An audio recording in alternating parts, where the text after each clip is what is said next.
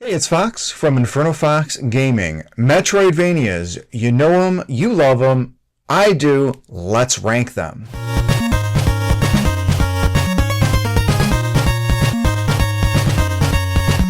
So this ranking, and again, I guess second time's the charm. I went through this once already, and the audio wasn't quite right. So, you know what?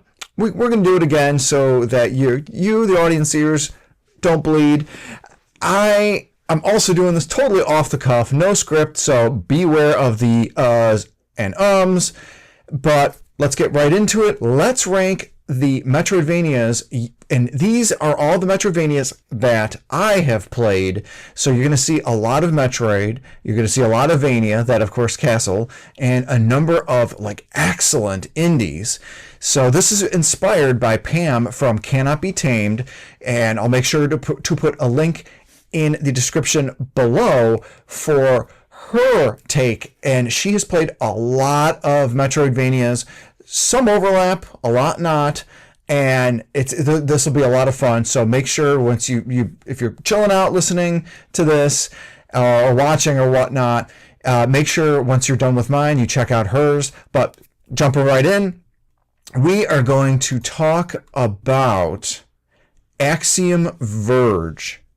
This is easily, and we're starting out strong, easily an S tier Metroidvania. Oh my god, I love this. If we were ranking this on Metroid games, because this is a Metroid in all but like Nintendo, because of course the guy who created this, the entire game, Thomas Happ, created it as a love letter to the Metroid series, and to that to that effect, he used to do ROM edits of, I think it was Metroid Zero Mission, to sort of get his feet wet with the programming and everything like that. So he's got a lot of that Metroid DNA within this, and it's really an amazing game, amazing experience. And he even made the soundtrack, the entirety of it himself. Fantastic. Cannot recommend this game enough. I think its only weakness, in my opinion, is the weapons, insofar as like the second half of the game, where they sort of become superfluous. Like in the beginning, they each have their own functions, but especially at the end, if you're able to find the flamethrower, you're not going to really need any other weapon. That pretty much is literal end game there. But love this. The story on it is surprisingly deep, and just the lore, especially that secret ending, fantastic. If we're going to talk about Axiom Verge 1, we got to talk about Axiom Verge 2. This one, I don't think is as good as 1. Again, Thomas Happ created the entire thing himself. There is a lot of Indian music in it, like the overall soundtrack, especially like the real world or like the I guess 8-bit inspired areas. And this almost kind of has a Link to the Past feel to it, and like the switching of worlds. The story is also really interesting. I think that this ends up being like, it's interesting where this falls on the whole storyline, and I hope Thomas Happ is working on a third Axiom Verge, because I want to see where the story goes and where Trace's overall story lines up, especially where this second game ended. And where that hero, I think her name was Indica or something like that, but it's not as good. There's a lot of like optional bosses. You can literally just like walk right past them. I think that's a little strange. I mean, I guess good choice is a good thing. I don't know. I'm gonna give this a B. Solid platforming. There's a number of areas where I was legitimately lost, beyond like Axiom Verge, where like if you're lost, you can kind of explore and figure out something else to do. Next up is Blasphemous. I don't like Blasphemous. This is a C, by far like a C tier game. What my issues with Blasphemous, it's a Dark Souls like Metroidvania, and there are Metroidvanias within this that are Dark Souls like or get that moniker, but go beyond that. This just is essentially like a 2D Dark Souls with the whole gothic imagery and the art, and especially the slow movement and pace. Don't like it because of that. I also don't like it because of the music. Music isn't nearly as good, and like You got games like Axiom Verge 1 and 2, which 2's soundtrack is decent, especially those 8-bit areas. But I ended up bouncing off Blasphemous after like 3 to 5 hours. Did not care for it, and there will be no gameplay for me for Blasphemous 2. Next up, gotta go with the original, and that is Cave Story. In this instance, I played Cave Story Plus, and I played this on the Switch version. I'm giving this an A. Probably a mid-tier A, maybe a high A. The gameplay is great. The music is fantastic. The story is surprisingly good and dark. My main issue with Cave Story is to get the most out of the game, you have to do a very specific series of events within it. And if you miss or mess up one little thing or one little detail, you're not going to get the best ending. You're not going to get to that last secret/hard area. And you have to restart the game all over again. I mean, you're replaying a fun game, but that gets to be frustrating. I ended up replaying this game, I think, 3 times, and I still missed that third time the whatever trigger that I needed to do to be able to get it. And I was like, okay, I think I'm good. I'm gonna take a pass on this. But we're going to talk about another indie game, Guacamelee. This is going to be a high A. This is interesting because this is a Guacamelee where the main character is not like a shooter type character, where a lot of these, it's either shooters where it's like Cave Story, Axiom Verge, it's a sword, so you got like Blasphemous or Hollow Knight. And then Guacamelee, it's literally a brawler. So like you think the 3 Smash Brothers Mii fighters, that's essentially how all these Metroidvania main characters will play out. And this being a brawler, I thought that was such a nice change just because I'm so used to the sword or the shooter. So being the brawler, and there's a lot of love in this, not just for other fellow Metroidvanias or maybe more well-known Metroidvanias, but just like other little Easter eggs for other video game series. But beyond that, like there's a lot of really great abilities, and I love how all those abilities are very Metroid adjacent, up to and including the Chozo statues. Regardless, fantastic game. The music and the whole cultural aspect with the Mexican aspect really adds a lot of great character to it.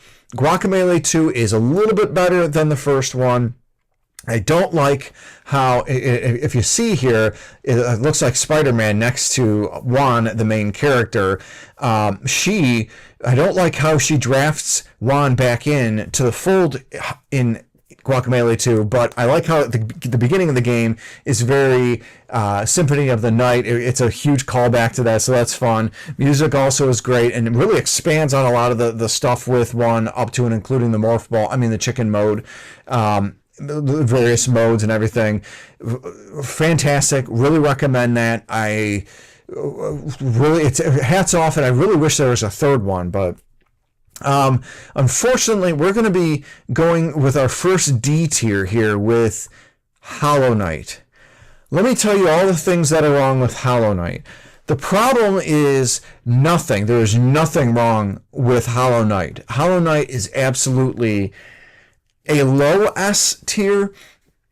Hollow Knight is absolutely fantastic. Thinking the fact that 3 people in Team Cherry, 3 people made this game, and for $15 you get a 40-hour adventure with this, and I mean, how amazing is that? And I think my only issues with this is the environments really aren't all that varied. And the music. I'm not a huge fan of the music with Hollow Knight. It's fine. I prefer more catchy tunes when it comes to just games in general, where it's very melodic, whereas Hollow Knight, nearly all the tracks are ambient in nature. And I mean, it's fine. They do a good job, but it's still not as catchy as some of the other games, especially like Axiom Verge. It's an S tier just by sheer excellence of the gameplay and the controls. I mean, the Hollow Knight himself is he's a dream to control, and the bosses are tough but fair, and that also applies to Silk Song, which is, in my opinion, better than Hollow Knight, because it felt like it was a little bit longer and it was a bit harder.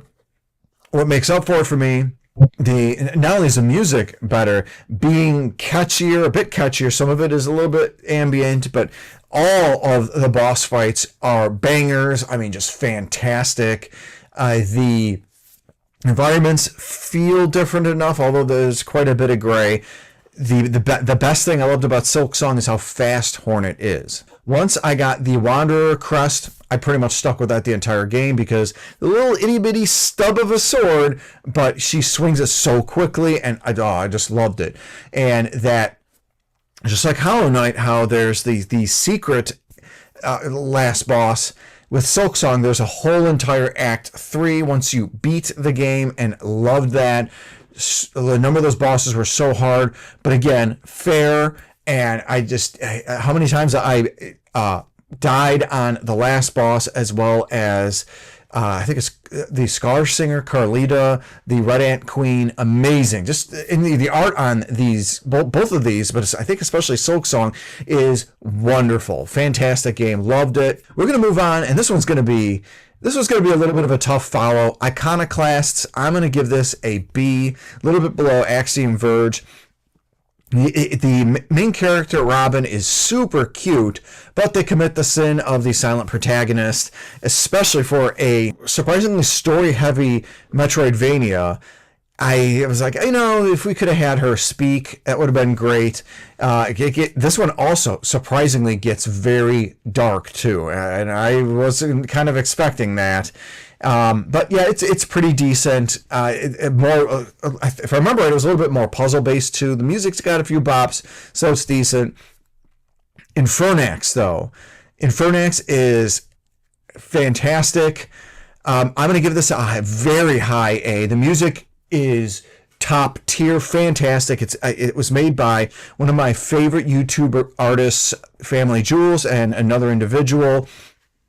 And they do a fantastic job of doing that. I'm going to put a link to Family Jewels in the description below. Make sure you check out his YouTube channel. He's got some baller covers of some fantastic music. Of course, classics like Castlevania games, as well as like Octopath Traveler. Can't recommend them enough. And the gameplay, it's a very clear homage to Castlevania 2, Simon's Quest, but the translation doesn't suck. The world's more expanded. The mansions are great, and those almost remind me of like Zelda 2, funny enough. And each of them, if I remember right, also has unique music. And story's great. There's a morality system. Really, again, this is a great one. Can't recommend it enough. And then they had an update to where it's do or die. I think we can play with 2 people at once, so that's fun. I know this is a game that my buddy, the Mad Belmont, also can't stop raving about. Which, Mad, don't stop raving about it because it's great. One of these days we're going to get our buddy Radbash to play it, but. So I feel bad because we're going from a couple really great hits to Wet Fart, La Mulana. I do not like La Mulana. I'm going to put it in the D tier. This is another one that I bounced off of because I'm like, okay, look at this. This is essentially like Indiana Jones, or at least he looks like Indiana Jones. But when you play as him, he kind of looks like the Spelunker guy, sprite-wise. And it just, the gameplay wasn't really all that compelling. Music was, actually I think the music was pretty okay. But just overall, I just could not get into this one. Speaking of wet farts and can't get into it, Ori and the Blind Forest. This is also a low B or a high C. I'm going to be nice. You know what? No, I'm not. I'm going to put it as a high C, Ori and the Blind Forest. A lot of people love this game, but I'm going to steal the Peter Griffin statement that he says about The Godfather. It insists upon itself, Lois. And it feels like it has this energy, like you should be paying attention. You should want to watch this and be compelled by this story. And it just doesn't grab me because of that. And the overall gameplay of, I think the cute little critter's name is Ori, is fine, but it's not like it doesn't really control that smoothly, and it takes a while to get a lot of these abilities and some of the combat stuff. And Oh, I cannot stand the escape sequences to this game. I heard the sequel to this adds more of them, so I'm like, no, thank you. Ori and the Blind Forest, I did play from beginning to end. I felt like it deserved that much, but like for the combat, it seemed very minimalistic as well. Now, Silksong had like 2 or 3 of these escape sequences, and that's the point. The escape sequences that it had were really great, well done, fun, and really helped to keep me going along, whereas Ori felt like it had like 4 to 6 or something, and just didn't care for that, and just overall didn't really enjoy that. SteamWorld Dig, though, I did enjoy. I'm going to give this a B, mid B. I'm trying to see if I enjoyed. I'm almost like I enjoyed SteamWorld Dig more than Axiom Verge 2, but Axiom Verge 2 was longer and actually had bosses, and the music was great. In Axiom Verge 2. But SteamWorld Dig kind of had Terraria vibes with some of the digging in the earth, and I like the hero. What's with these indies having the Indiana Jones hat there? But it was still a lot of fun. That was really great. I think maybe there was one boss like right at the end. It was fine. I don't think there was really any issues with that. And it seemed like more of a platforming challenge, if I remember it right. SteamWorld Dig 2, though, was great. I'm giving this a low A because a lot of the stuff in SteamWorld Dig had like the villages and everything. SteamWorld Dig 2 really expanded on that, and overall gameplay. I remember that there were bosses, and it really was a good story, surprisingly good, and also got a little bit dark, especially with the fate of, the fate of things, how that ended. It surprised me. But yeah, I really enjoyed that. Music was pretty decent as well. It felt like kind of like a linear sort of Metroidvania experience, kind of like how Iconoclast was, but this one just compelled me more. The Messenger, I want to give this an S. I want to give this an S tier. I'm gonna give it an A. No, fudge it. I'm giving it an S tier. I love the Messenger.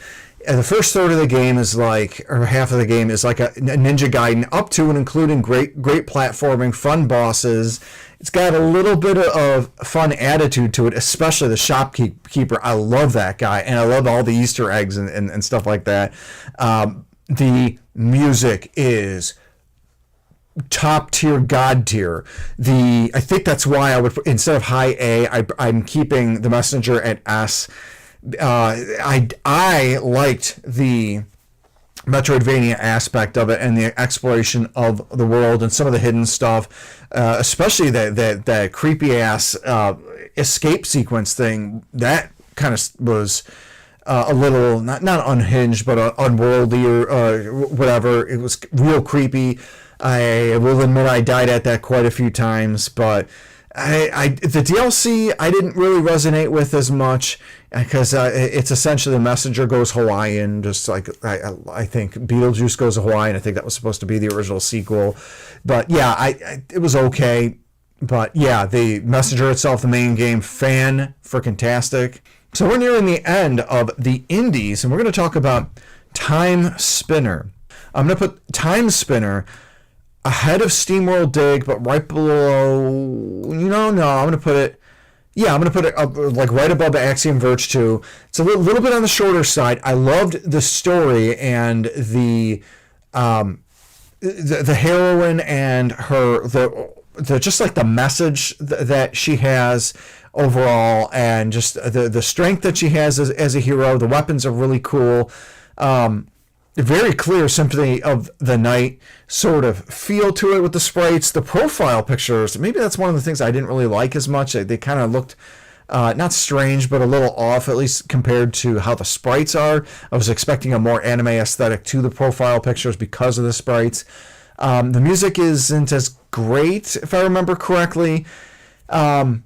But yeah, the weapon customization was a lot of fun, and the story was cool, and just kind of her actually gaining and meeting friends was neat.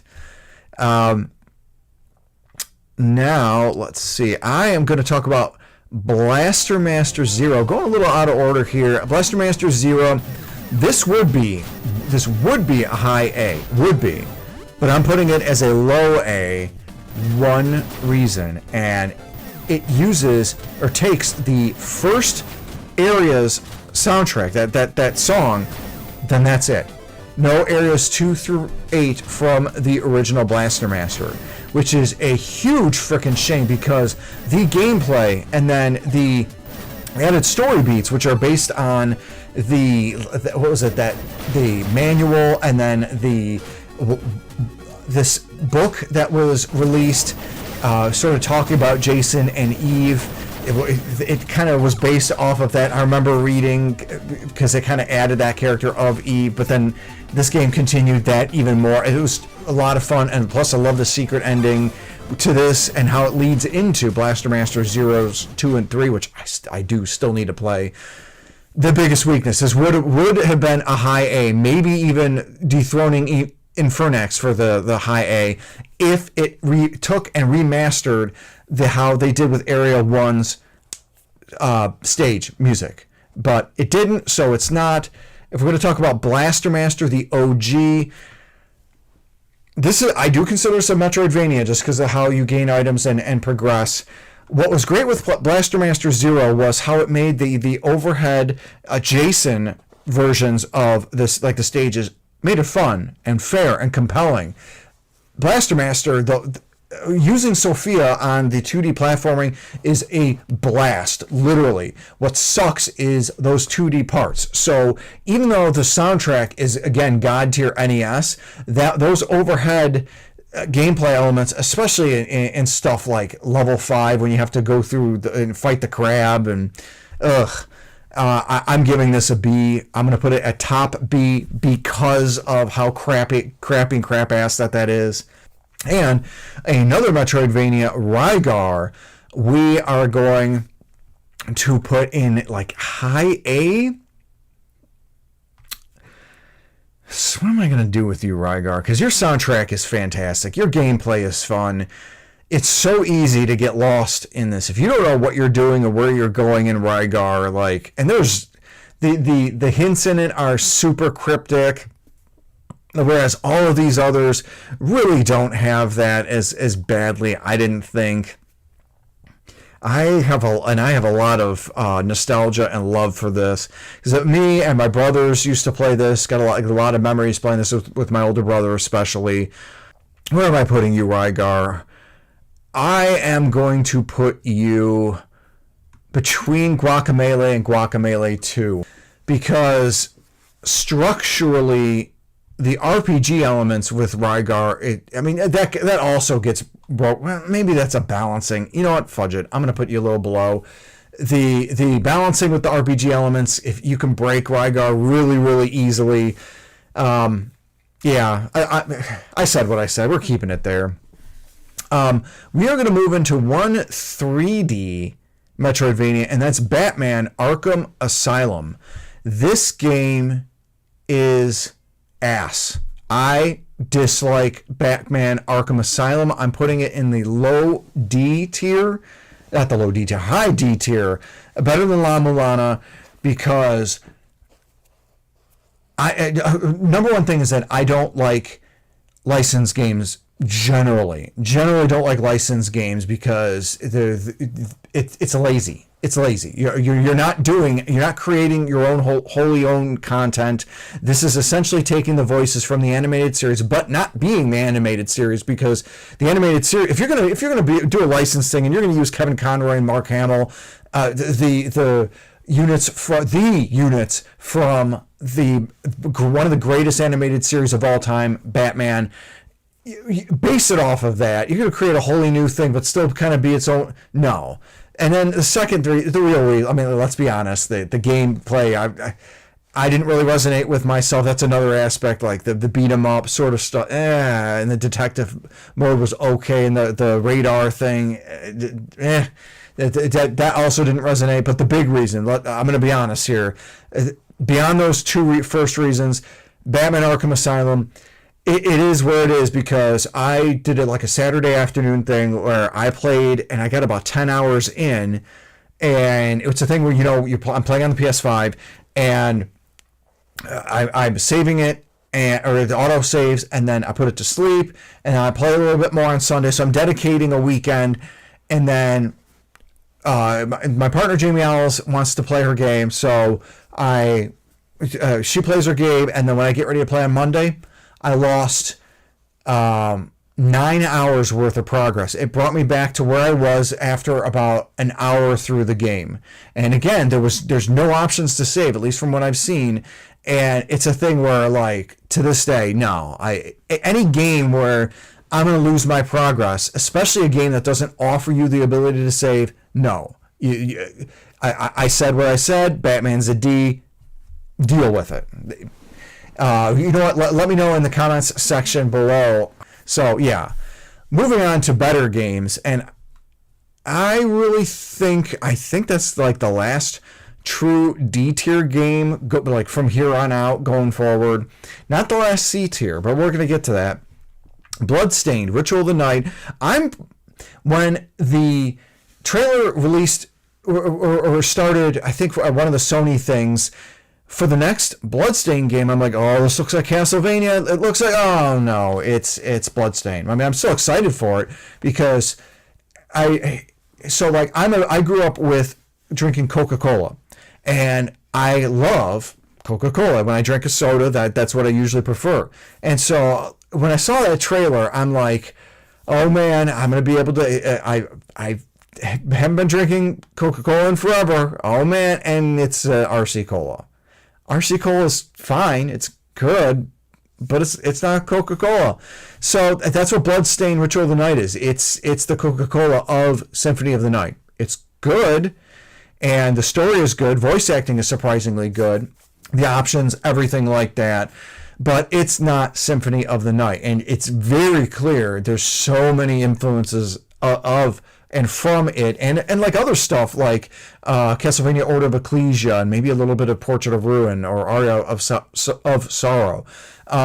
This doesn't make it a bad experience. It is a good experience. It is a good game.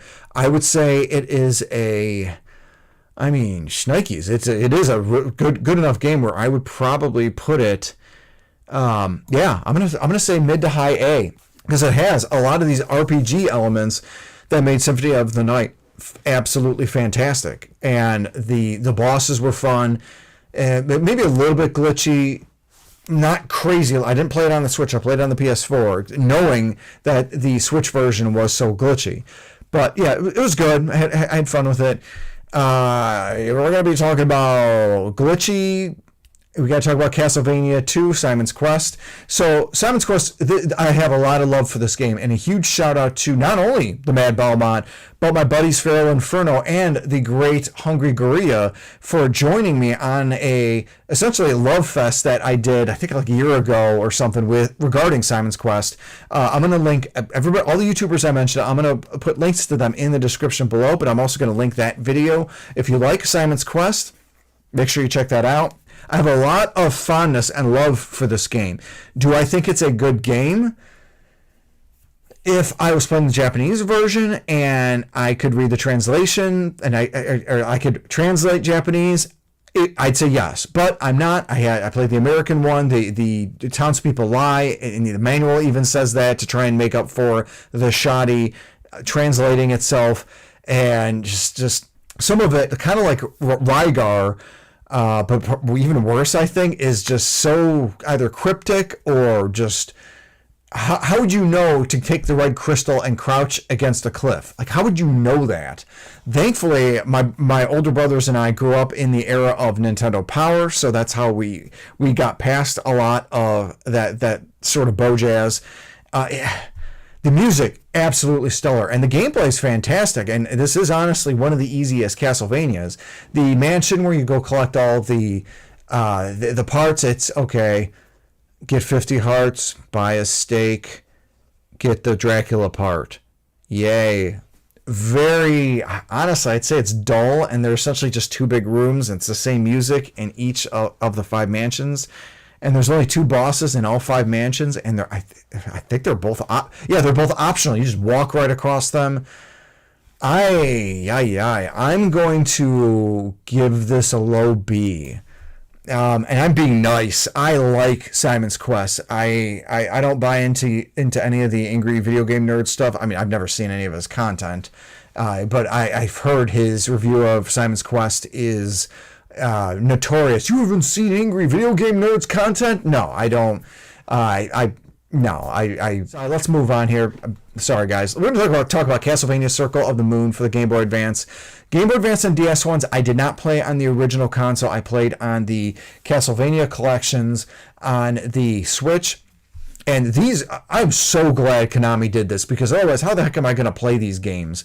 Before we do that, let's rank the obvious. Castlevania Symphony of the Night. It's going in the S tier where it frickin' belongs. It's the top. It's like one of the toppest of the top tier Castlevania game. Metroidvanias. It's the Vania of Metroidvania. What makes this so good? I'm crazy in that I think Castlevania Symphony of the Night's weakest aspect beyond not even the voice acting, how the original voice acting people are like, "It was not by my hand that I'm once again given flesh. I was called here by humans who wish to pay me tribute. What is a man?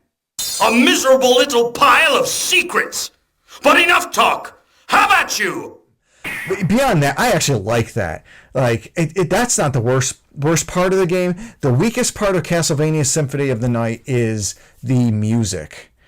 And it is God tier. That's how great Castlevania Symphony of the Night is. When the music is its weakest aspect and it's God tier, the only reason why it is so weak, in my opinion, is not the quality of the tracks, not the music, but in the second half of the game, because if you know, you know, there's only 2 songs that play in that entire castle. The first bottom half get each of these areas get their own unique themes. Why does the second half only get 2 for the entire thing? So these 2 themes are great, but I got a little tired of them. I think it was like 2, maybe 3. So that's its weakest aspect. The platforming, the RPG elements, what took a lot of inspiration from Simon's Quest and just took it to pump the volume up to 11. I mean, just absolutely amazing. I love how this starts as the end of Rondo of Blood, which I didn't know when I played. I didn't even play this on the PS1. I played this on the PS3 as a download from the PlayStation Network as like a PS1 game download. That's when I played it in 2009, I think. And I'm like, what the hell was I missing on this? How did I miss this experience? I ended up buying this from my buddy Hardicus. Very, very fortunate to have an OG copy of this game. So thank you for that, Hardicus. I could keep gushing about this. We're gonna move on to Circle of the Moon. This one gets a lot of flack. I feel a lot of people don't like this. It gets a little grindy trying to get the cards, because the card system, people say it's a little dark like coloring, like the screen is dark. I like it because I didn't have to play this on the Game Boy Advance. I think this was a launch title. Like I said, I didn't play it on the Game Boy Advance, so I didn't have to worry about that. Music's pretty good. I don't like the reduction quality the Game Boy Advance had just with the music. Regardless of that, Nathan Graves plays and controls great. The story is fine. I do like that card system, and it's also fun to break it too. The enemies are great nods. I mean, for this to be a Game Boy Advance game, and this feels like it's punching a bit above its weight class. I'm gonna give this a low A. Like, I really like this game, and plus, all 3 of the Game Boy Advance and DS games have wonderful post-game content, and there's a lot of fun that you have with that. Harmony of Dissonance is by far the weakest of these 6 Game Boy Advance DS games. I'm giving this a low B. Yeah, I'm gonna put it there. So Konami realized that, hey, Circle of the Moon was too dark. Well, let's brighten up the whole screen there and therefore hurt the player's eyes and wash the colors out. I didn't like that as a look. This leaned too heavily in just Belmont being almost like a slightly pixelated version or pixel swap color of Alucard from Symphony of the Night.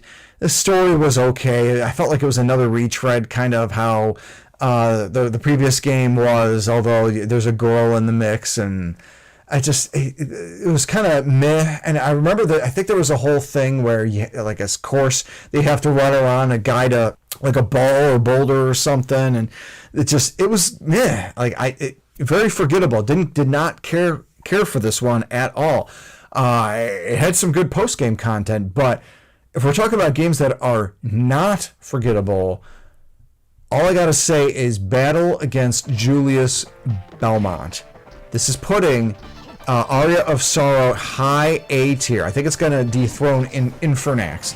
It's a bit of a shorter game too. Honestly, I like that. And I like a couple of the nods to the OG Dracula, where you had Soma Cruz and his female friend, his girl, who's a friend, not a girlfriend, Mina. Mina, of course, I think is the love interest of Dracula from the book Bram Stoker's Dracula. So I thought that was cool. And I think it was a thing where he's an exchange student to Japan, but he's longtime friends with Mina, which, if he's an exchange student, how can he be longtime friends? Whatever, we don't. And a castle in an eclipse. The idea that this is based off of a thing where it's like, 25 or 30 years after when Julius Belmont finally... I mean, come on, Julius Belmont is badass. He actually kills Dracula. How freaking cool is that? And the battle theme, I know it's a cross between Haunted Castles, I think Heart of Fire, and then the Grim Reaper stage from Castlevania 1. But just what it does to great effect, and just the fight itself is just epic. And the game itself is cool, and the Soul Collection is great. The shop system with Hammer, a lot of fun. Story was pretty decent. I like the idea of who Soma Cruz truly is. So yeah, fantastic. Now, what was a bit of a letdown, and by a letdown, I wasn't let down, was Castlevania Dawn of Sorrow. I'm putting this right below Bloodstained Ritual of the Night, because Dawn of Sorrow, it wasn't as good as Aria of Sorrow, but it's damn good. The music is great. Like the pixelated set, how everything is all pixelated of Aria of Sorrow. You can tell by this point the Game Boy SP was out, so the colors isn't too washed out, isn't too dark. Again, punching out of its weight class. Dawn of Sorrow also felt that way, and the music was hugely improved. Just quality. And I think I like the soundtrack, maybe a hair more on Dawn of Sorrow, not counting the Battle Against Julius theme. Another fantastic soundtrack, but a little bit better.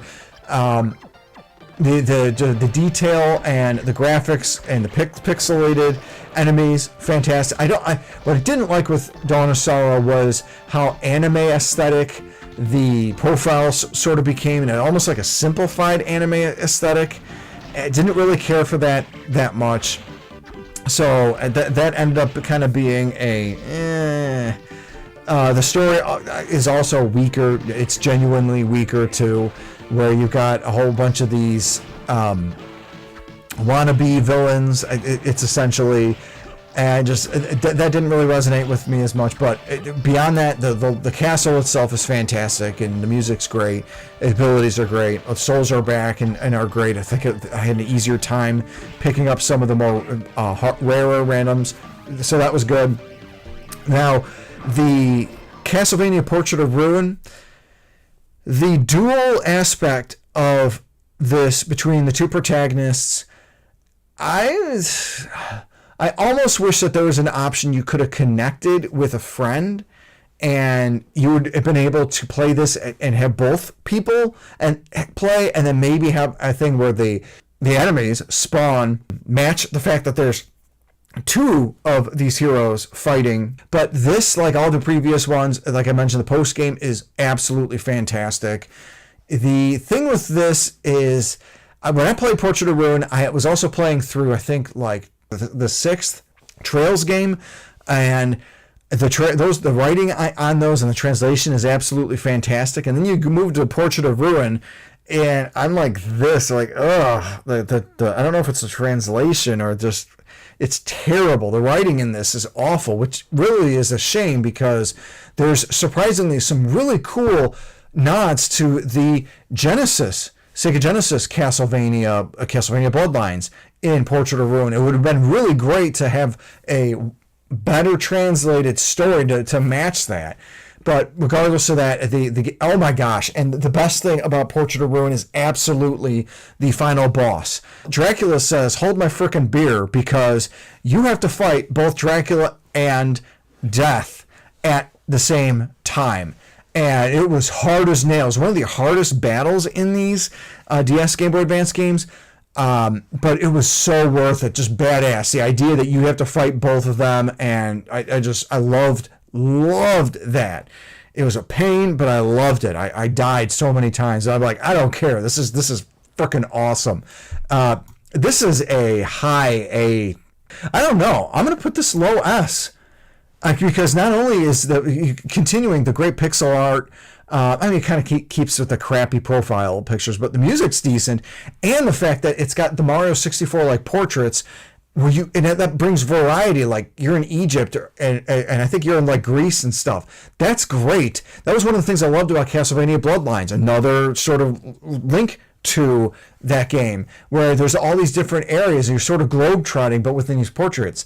I really like that it was different from the same sort of Castlevania areas. Speaking of Castlevania, let's finish this off strong. We're talking about Castlevania Order of Ecclesia. This is a high S, maybe a low A. The main hero here, protagonist, Shanoa, the idea that Miriam from Bloodstained Ritual of the Night is trying to save her counterpart from all the stuff that she went through is very similar to Shanoa with her male counterpart that she went through with the Academy with. And I like the twists and turns. I like that there's, instead of just a larger castle, it's like a world map. So it almost kind of reminds me of, not like Mario or anything, but kinda, where you go and travel and you can unlock areas, and then there's of course a village where you can buy stuff and you do quests.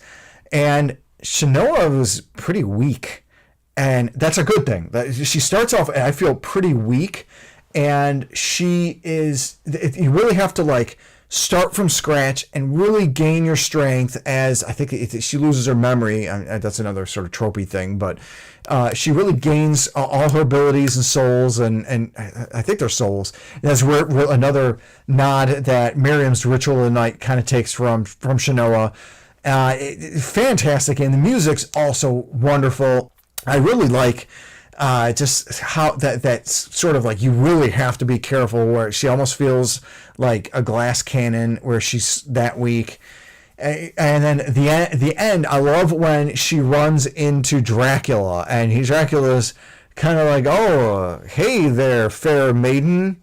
Have you come to provide me tribute?" And Shanoa's like, "No, I'm here to beat your ass." And then that's when they throw down, and she then proceeds to do that. But that's another fantastic aspect. Love that. Love the Castlevania series. I'm wondering how much this aligns with the Mad Belmont. The Mad Belmont, my friend, if you haven't already done this, I'm curious what you would rank all of the Metroidvanias that you would play. So I'm tagging you. My friend. If you would like to do this, please feel free. And then if you do, I'll go and update the description below and add that here. And then YouTube Creator Friends, if you do the same, I will also do that. Let's move on. We talked about the Vania of the Vania, and I want to talk Metroid. And I'm going to finish with Metroid last, because out of all of this, the Metroid series is my favorite series. But you might be surprised where I'm going to rank these, because I'm not going to rank them probably as high as I've got Castlevania. It's going to be high, but probably not as high. We're going to talk about Metroid, the NES version, I created a video of like a year or so ago about Metroid, the NES one, being overrated, or asking if it's overrated. And I do think the original Metroid is overrated, and it's worth a play if you have the Switch NSO service and giving it a shot, giving it a try. Maybe you want to try and go from start to finish.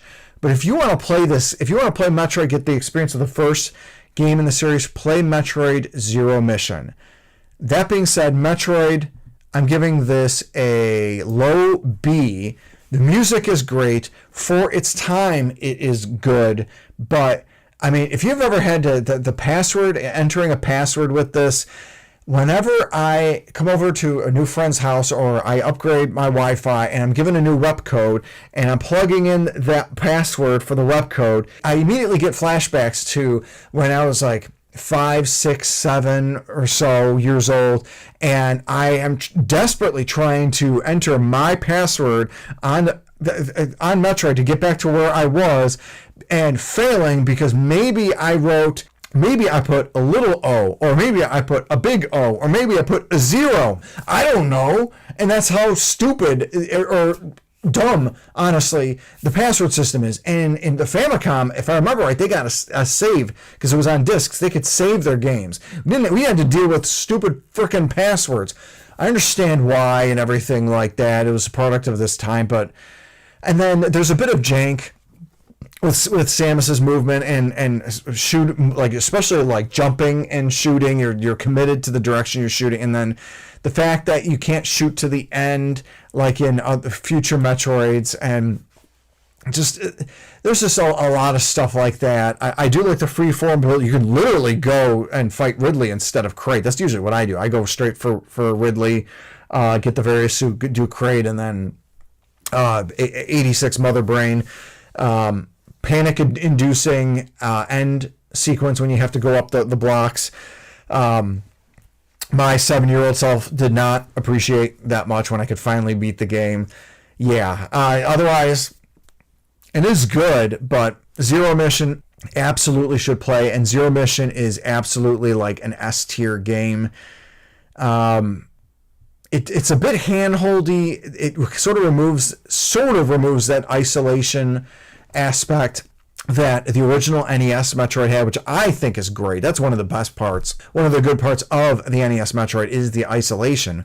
And yeah, Rygar's kind of the same way too, but the Metroid is like literally built for that.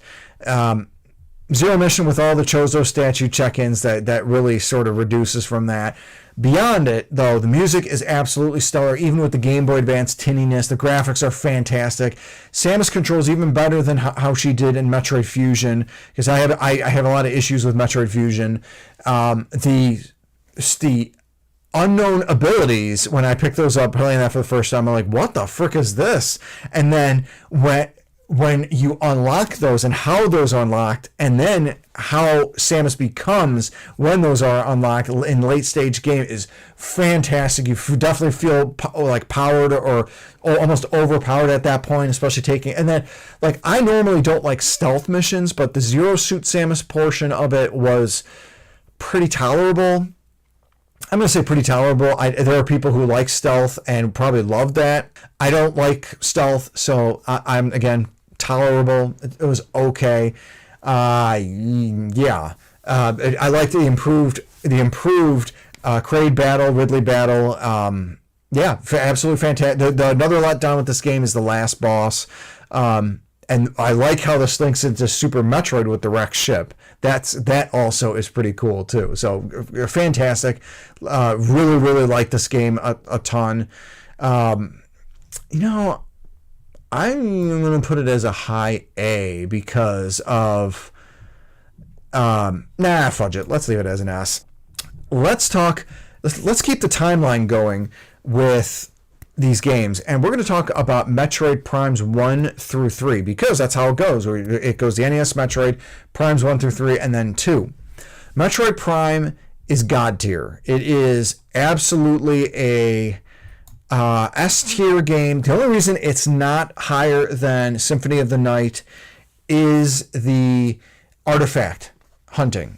That is by far the slowest aspect of the game, but and that could be tedious, but graphics on the GameCube version is absolutely fantastic. Felt like it was punching above its weight for the system. I know the GameCube was strong for its time, but yeah, even with that said, it was absolutely fantastic. Looks, I mean, when you land on Talon 4 and you see that like rainforest beginning, the music's phenomenal. It's like God tier as well. The bosses are pretty decent. I think the slow part of the game is probably like the last quarter of it, beyond the artifact hunting, once you get into the Phazon mining site, and then kind of switching the visors and weapons to fight the last boss. I think that beyond that, like, absolutely fantastic. The Switch remaster is also God tier. What they've done to make that game look so fantastic is amazing. Metroid Prime 2 Echoes is not as good. It's harder. It adds the screw attack, but it like all of a sudden puts it in a third person view. You can only use it in certain times, and you can only go in one direction, and it sort of mixes the space jump with the screw attack, and that's kind of how this game feels. And like, especially like bosses, I think like not Quadraxis. There's a Quadraxis where you have to get the spider ball, stuff like that, and it sort of leans a little too heavily into like link to the past elements, except like if you venture into the dark world like too much, you'll die. And like when you get the dark suit, you'll still die, but just slowly, and you have to fight bosses. I think you have to fight one or two bosses this way. I didn't enjoy it that much. I'm thankful I was able to beat it. I beat it on the Metroid Prime trilogy on the Wii. I'm gonna give Metroid Prime 2 Echoes. The music's not as good either. Like, it's fine. I'm gonna give this a high B, below Blaster Master, because the Blaster Master, again, besides the weakness of Jason's top view, music's fantastic. Metroid Prime 3 Corruption is also below. It's even below that. I'm putting this. I'm putting it below Iconoclast. I did not enjoy my time with Metroid Prime 3 Corruption motion controls, and just how gimmicky. Okay, you got the nunchuck, you got the remote. Okay, you have to do a switch. Push in the thing, twist the thing, pull it out. Crap like that. It just, I get why they do it. Oh, it's a new system. It's a Wii. We got to use the get. No, come on. No, thank you. It just, ugh. And the fact that there's too much linearity, too much interaction with the Federation, with the United Federation, and I mean the beginning part, the battle against Ridley, that's cool. It makes for a good like movie aesthetic, but just it was kind of felt a flash in the pan, no bang for the buck, whatever. It didn't resonate with me as much.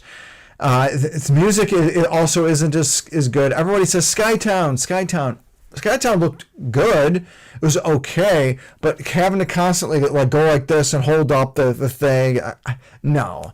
I didn't enjoy my time as much with 3 Corruption. If they do a controller based version of Corruption, I'd probably enjoy that a bit more, but we're talking about now we're pretty much done with 1 and Prime games.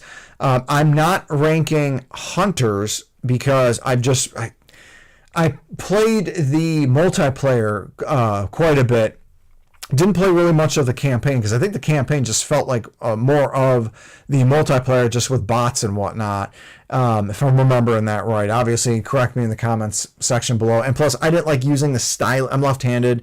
It just felt awkward using a stylus to try and control. No, that's no good. No bueno. Didn't care for that. And you're also not going to see Other M, because I played that for about an hour or two and just I didn't like that. Not just any of the cringy storytelling. I didn't get that far. My problem with Other M is I have to use that crappy remote, and I got to hold it kind of like an NES controller, and I got to use this remote to move for 3D. Kind of felt like how Super Mario 64 DS controlled, where you're trying to do a 3D movement with a control pad. It did not feel good. And then also you got to point at the screen to go into a first-person view to shoot missiles, but you can't move. No, we're not ranking that. If I ranked it, right, just based off the 2 hours I played, it would get a low D, probably lower than La Milana, but not ranking that either. Also not going to rank Federation Force because I haven't played Federation Force. It would be unfair to rank a game that I wouldn't play. And I'm not going to rank Metroid Prime Pinball because that's not a Metroidvania. I did have that, and I played it. But yeah, not a Metroidvania. We are going to rank Metroid Prime, not Metroid Prime. We're going to rank Metroid 2: Return of Samus. This also is not a great game. It's not great. It's probably it is better than Metroid Prime 3 Corruption. It's not great because the environments are very samey. There's no music. I think, right, okay, in the reality, there's the main theme that plays, which is great. I will say that's good. The fourth area, the lava-ish area, kind of has a little bit of a thing. A little beeps and boops otherwise in the other areas. No, that's the last area before the Metroid layer. That's, it sounds like it could be like a last boss area.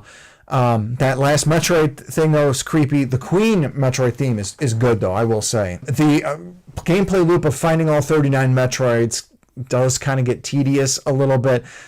But, I mean, I understand for its time. It makes sense that this is a Game Boy game. So you got 20 minutes to play. Go find, hunt a Metroid. Go back to a save. Hey, this actually has a save system. Already better than the NES one. But then, yeah, so you fight a Metroid, you save the game, you can quit your session and play later. I get it. And this, of course, added stuff like the wave beam and the plasma beam and the spacer. It doesn't matter. All that's useless. You still have to have the ice beam. You have to have that to beat the Metroids in the last area. So I'm almost like, what's the point? And then the missiles are worse. The missiles are by far worse in Metroid 2 Return of Samus compared to the NES Metroid. Like, they're weaker. They don't even like blow up like the Metroid 1's missiles do. So I'm not as big of a fan. I mean, I play it from time to time because it's Metroid, but it's not as good. What's better is the 2.5D remake by Mercury Steam, but on the 3DS. It adds the counter. The music is better. It also adds additional lore. I do think the game does get a little bit too heavy with the counter, making it sort of a required aspect to the gameplay, which Dread helps to. That's balanced out better with Dread. And I noticed that the enemies, unlike the original, the enemies in Metroid 2 Samus Returns have a true hate boner for Samus. They will frickin' swarm your poor Samus's sorry butt. And that wasn't like, really none of the games were like that beyond, of course, some of the swoopy flying enemies, the big flying bugs from like Super Metroid, for example. And then, yeah. So it didn't really care. Oh, and then the weakest aspect, it was on the 3DS. The 3DS sucks. The 3DS circle joystick sucks. The system itself has excellent games. The architecture is pretty decent. I actually like the screens. I never use the 3D though. It is what it is. But yeah, the circle joystick really brings down the 3DS a number of pegs for me personally. And unfortunately, this came out on the 3DS even when the Switch was already out at this point. So I'm giving this a high B, because it still has the gameplay loop where you got to fight the Metroids, and that gets tedious. What is a good remake of Metroid Prime 2 is AM2R. This is a low A, because the only reason it's a low A, because again, the same gameplay loop as you got to find all the Metroids, but where it differs is there's actually an escape sequence. The music is fantastic. There's a number of remixes and original tracks that have this sort of like ethereal techno quality to all of the soundtrack. I feel like this is what this game's soundtrack would have been if it was remade by Nintendo. I mean, the creator of this did a fantastic job to remake this. Some people, when I ranked the top 10 Metroid games, I'll put a link in the description below.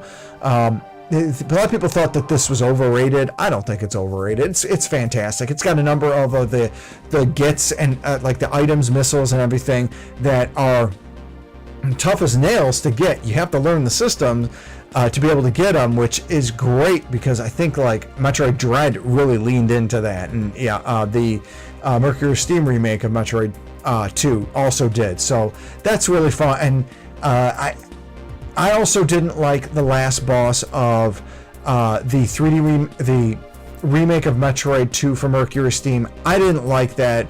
That felt like having that as the last boss. I don't like in the same way that I don't like the last bosses of Final Fantasy VII Remake and Rebirth, because you expect that for the end of this makeshift trilogy. So why is that the same boss? Like I felt like it's just like shoehorning in just to have. Okay, we need to have the epic scale end to that. We have to have. So like not a fan. Another reason why that's a high B. Be lucky it's a high B sort of game, and why I like AM2R so much, because it really does a good job. It helps to slightly expand the Queen Metroid boss, but not like overtake its originality. Fantastic game. If we're talking about a fantastic game, though, Super Metroid. It is the best Metroidvania game on this list ever made. It is the best Metroid game. It is the best Super Nintendo game. It is a top... let me rewind a moment, because the best Super Nintendo game is Chrono Trigger. This is the second best Super Nintendo game, and it's probably a top 5 of all time video game, Super Metroid. It is there's no single weakness to Super Metroid. It keeps the sense of isolation that Metroids 1 and 2 had, while also not having a whole, but it also sort of makes it fair. You kind of have an idea where to go, but not holding the hand like Zero Mission does, or like Metroid Fusion does. And it also not as unfair as NES Metroid, where you start with just 30 health, even if you continue from a password and have energy tanks, you just start from 30 health. No, there are save spots, there are energy recharges, there's areas where you can pick up the map, there's secrets galore. This game also helped to establish speedrunning, because of course this existed before, such as like Doom 1 and Doom 2, when you could create your own movies with that and share those with friends online. But yeah, this helped to really help launch further speedrunning. Just absolutely fantastic. The story, the minimalist story, is great. There was really only one time I remember first playing this when I got lost, when I got the grapple beam in Norfair and I had no idea where to go. And it was a thing you had to actually return to where your ship was at and then go and explore east and then find and uncover the wrecked ship, and using the grapple beam to kind of help get you there. So yeah, it's absolutely fantastic. Just epic on a scale, especially when you fight Kraid and Ridley again. God, I could keep going with Super Metroid. I'm not gonna. You guys know, if you watch any of my content, you know I love Super Metroid. What I don't love near as much as Super Metroid is Metroid 4, Metroid Fusion. I don't love this game as much. The music isn't as good. I hate how hand-holdy it is. I do like how in the last act, Samus, being the badass that she is, sort of cuts the cord from Adam the AI and really helps to, like, okay, I'm going to go my own way and figure out how to get my own stuff. And I used to dislike the whole sense of dread that you had with the SAX. It's essentially how awesome and strong and powerful you were in Super Metroid. Now you gotta fight that. No, you gotta run from that, and that ends up being the last boss.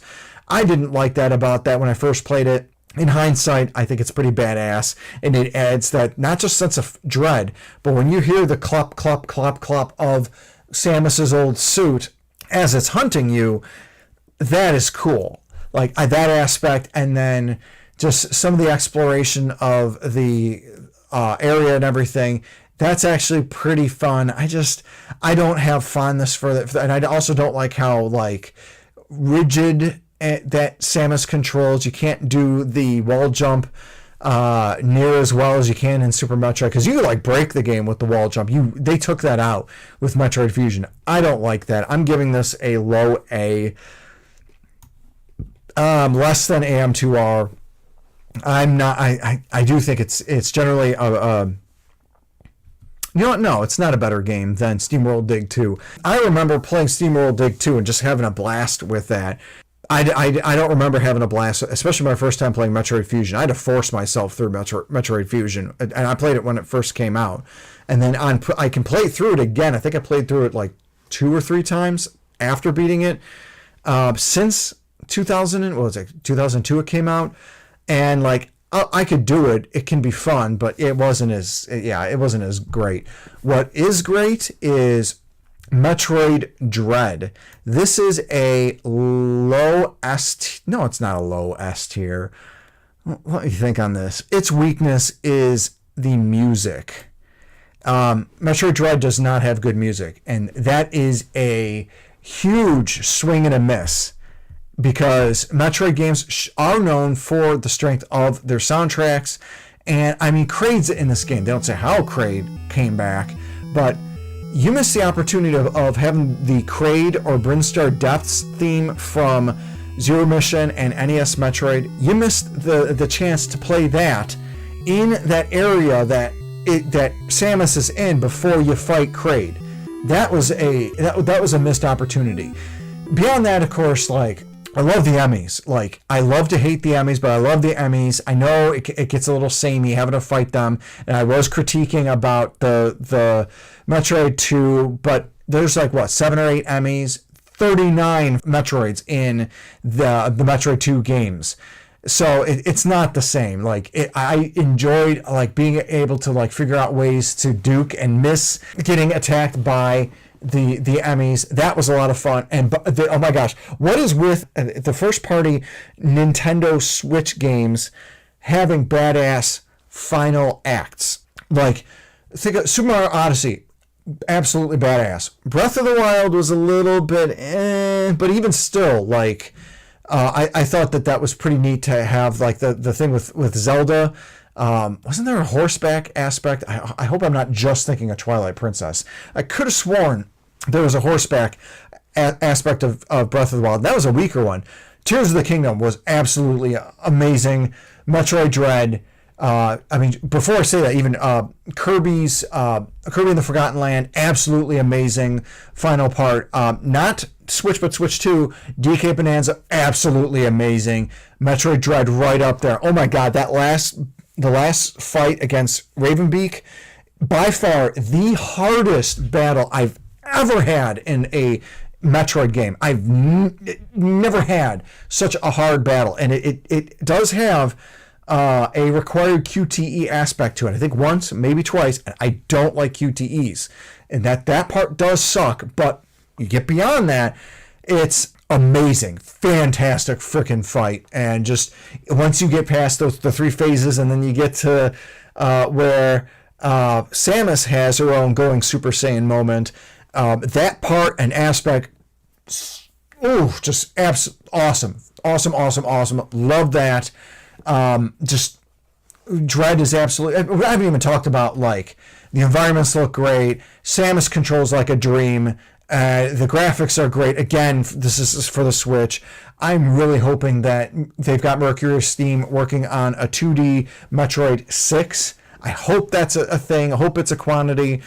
Let me know in the comments section below how nuts you think I am putting Batman Arkham Asylum as a D, Ori as a C, how mad and butthurt you are that I've got as a low B Simon's Quest, the original NES Metroid, Metroid 2 Return of Samus for Game Boy, and how much you hate the fact that I don't like motion controls, and I've got Metroid Prime 3 Corruption so low. But yeah, I definitely stand by, especially the S tier. I mean, Super Metroid, fantastic. Symphony of the Night as well. Metroid Prime, absolutely fantastic. Axiom Verge, Silk Song, I just, maybe that's recency bias where I got Silk Song so high, but such a great game. And for $20, what you get with that, or for that, is wonderful. The bosses are hard as nails, but the music's great, and it's very fair. Same thing with Hollow Knight, Dread, Messenger. Oh gosh, love the Messenger music. A lot of these you notice I'm saying with the music. I love the soundtrack. A part of what makes a Metroidvania great is its soundtrack, and the S and the A tier, and maybe even a couple of the B tiers like Blaster Master, really fit the bill for that. So let me know, comment section below, your thoughts or not. Hopefully you've enjoyed yourself here. Thanks again, though, guys, for watching. Always appreciate it, and we hope that you have a great day.